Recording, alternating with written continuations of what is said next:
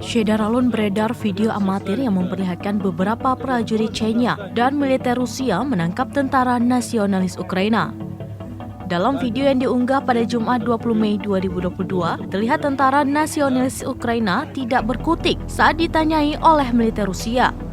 Tentara nasionalis Ukraina langsung mengangkat tangan dan langsung mengikuti permintaan pasukan Chechnya maupun militer Rusia. Tentara nasionalis Ukraina ini bersembunyi di parit yang mereka gali sebagai benteng kecil untuk mengelabui musuh. Mereka ditangkap di dekat Severodonetsk dengan beberapa peralatan militer yang mereka bawa. Secara total selama operasi, 2.439 tentara bayaran Azov dan personel militer angkatan bersenjata Ukraina telah meletakkan senjata mereka dan menyerah. Di mana pada 20 Mei 2022, kelompok terakhir sejumlah 531 militan Azov dan Ukraina telah menyerah.